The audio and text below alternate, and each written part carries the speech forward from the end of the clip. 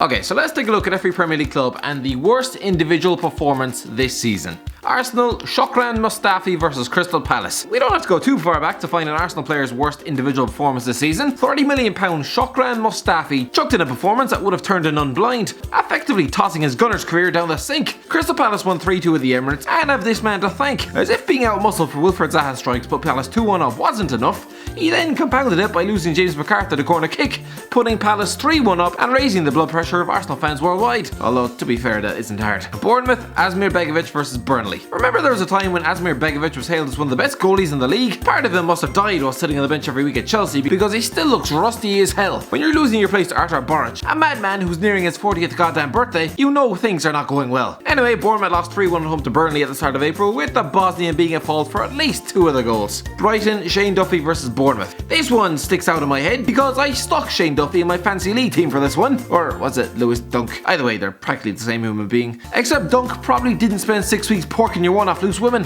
This was a game where Brighton effectively waved the white flag from the first minute, losing 5-0 at home to Bournemouth, with Duffy producing a display that would have been laughed at in League 2. Burnley, Ben Gibson versus Everton. Remember when Sean Dyche was getting linked to the Everton job? Yeah, I don't think they want him now, especially after smashing him 5-1. It's a bit like pining after a girl on a night out, and then the beer goggles were off in the morning. Dyche is a decent boss, but his style of football will bore you to tears. I know he scored in what was actually his debut, but Ben Gibson was still pretty shocking. £15 million he cost. Cardiff City, Callum Patterson versus Huddersfield. It's games like this that will relegate you. A 0-0 draw at home with Huddersfield in January. The strikers really should have hung their heads in shame. Failing to score against that Huddersfield defence is like failing to contract an STD and Mega Luff. Callum Patterson was particularly anonymous up front that day.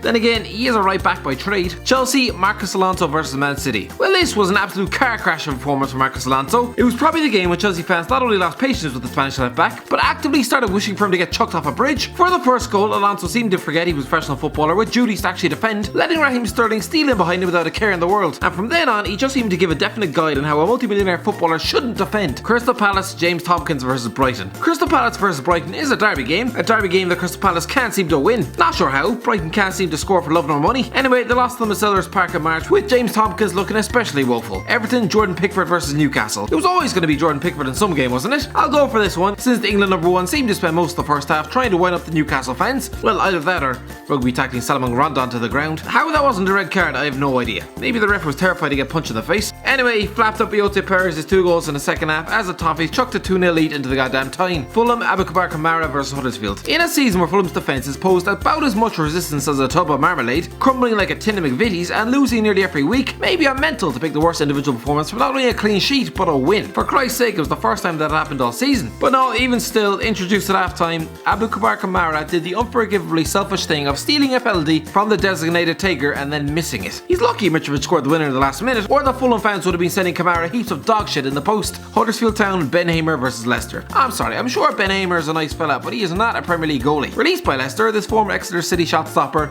was put in goal against the Foxes this month. He conceded 4, including one from Yuri Tillemans, where he actually ducked out of the way of his shot, something you're told not to do from the age of 6. Leicester City, James Maddison versus Brighton. One of Leicester's best players this season, James Maddison is also guilty of a performance so damn ridiculous. With the Foxes 1-0 down at Brighton in November 2018, Maddison picked up a second yellow card for chucking himself to the floor. Yet, he was sent off after 30 minutes. Liverpool, Roberto Firmino versus West Ham. Considering Liverpool have only lost 1 league game this season, it was tough to pick one for them. But I'll go for February's 1-1 draw at West Ham, in a game where Roberto Firmino chucked in a pointless performance that would have made David N'Gog look world class, before being replaced by Divock Origi in the second half. Man City, Riyad Mahrez versus Liverpool. If Man City don't win the title, they have £60 million Riyad Mahrez to blame. I'm sorry, but if he hadn't topped off his dull October showing at Anfield with a blaze last minute penalty that no doubt ended up in Stanley Park, City would be a point clear with a game in hand. Players worth £60 million should at least be hitting the target. Man United, Nemanja Matic versus Everton. Close your eyes and point at random to any Manchester United player who stepped foot on the Goodison Park turf last Sunday. As embarrassing performance as you're likely to see, Nemanja Matic probably topped it,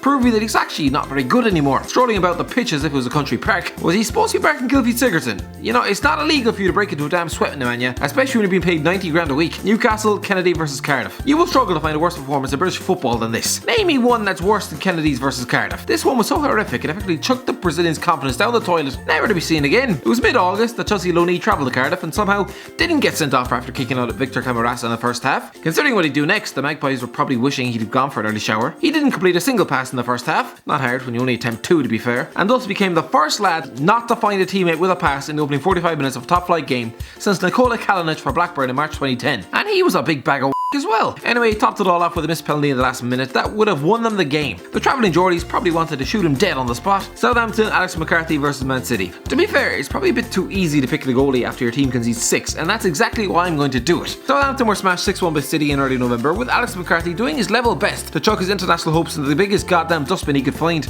Tottenham, Juan Foyth versus Wolves. You'd think Juan Foyth would have been pretty pleased with himself, making his debut at centre back in a 3-2 win at Molineux in November. Yeah, except he was a walking accident all day long, giving away 2 penalties in his first ever Premier League game. Not ideal. Watford, Troy Deeney versus Arsenal. Remember when Troy Deeney accused the entire of Arsenal Football Club of lacking a pair of balls? Since then, he's missed a penalty against them, before most recently getting sent off after 11 minutes for elbowing Lucas Torreira in the head. Maybe you should save the talking until you're a pundit, big lad. West Ham, Mark Noble versus Wolves. You could honestly pick any one of Marko Naudovic's displays since China showed an interest, but I'll go with Mark Noble's performance in that 3-0 loss to Wolves in January. I mean, I say performance, an old lady with hemorrhoids would have gotten around the pitch quicker. Wolves, Ivan Cavallero versus Huddersfield. Wolves have had a great season. If you're told at the start of the year that they lose to Huddersfield twice, you have them down as relegation certs. They lost 2-0 at home to them in November. I'm still not totally sure how, but they definitely weren't helped by the performance of forward Ivan Cavallero. He touched the ball about 6 times before getting hauled off at halftime. Not great.